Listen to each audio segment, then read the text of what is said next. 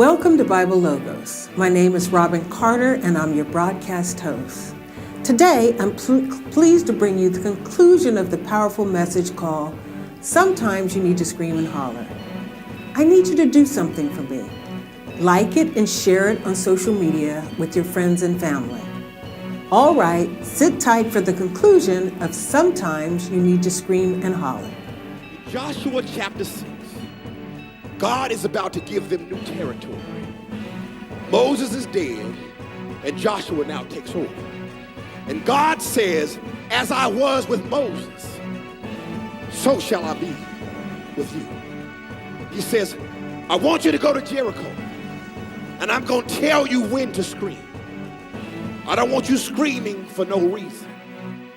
God says, I'm going to cue you when to holler.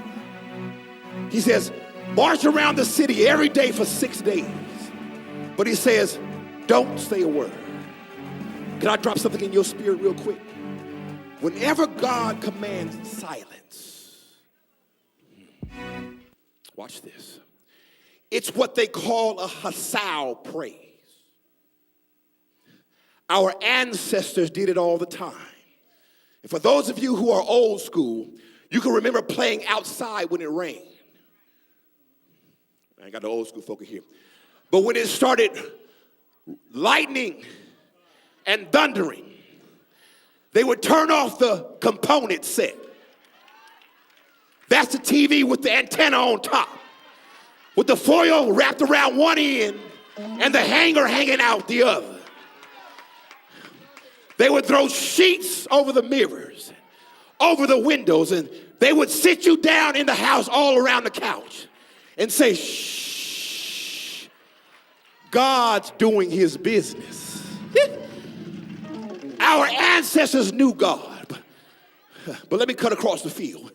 When they get to the seventh day, God tells Israel, he tells Joshua, I want you to march 7 laps.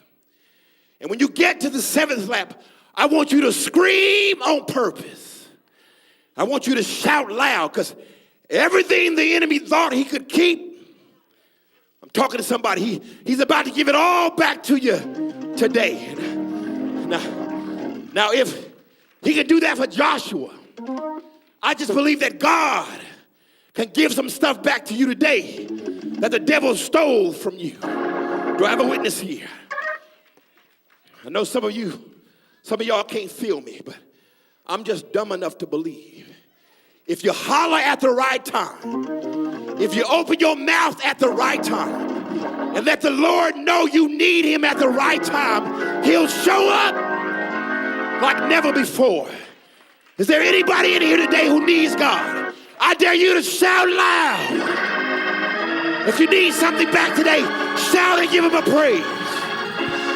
Come on, if you really need something.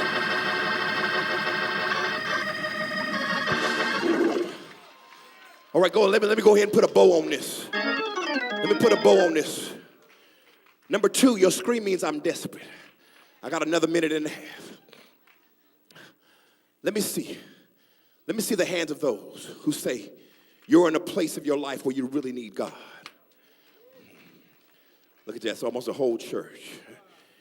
Here's a word of caution. Be careful who you sit by.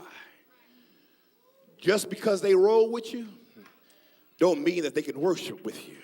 The reason why I say this is because the people that were around Bartimaeus were a part of what was wrong with him, not what was right. Instead of helping him scream out for the Lord, they told him to be quiet. You're doing too much. You need to go ahead and sit down and be quiet. Let me say this. You know you're doing it right when you're getting on people's nerve in your section. If you ain't getting on their nerves, then you ain't doing it right at all. Look at the cry of Bartimaeus. The text says, he cries with a loud voice, which suggests to us that both the thesis and the antithesis are true. He does not cry softly, but he knows how to cry loudly, which lets us know if you can holler, you should. The problem with most church folk is that they can holler, but they don't want to be too loud. They don't want to be undignified. They don't want to upset folk in their section because they'll tell you to be quiet. Let me say this. When you need to be healed, sometimes it's going to take all that. When you've been laid flat on your back and God brought you to the ultimate worship experience, sometimes it's going to take all that. See, the problem is some of us are too dignified in our praise. We're too dignified in our worship. You're too bougie in your worship. That's why you can't get your breakthrough. Watch this. The cry of Bartimaeus is coupled with the combat of the people all around him. And this is why I say combat.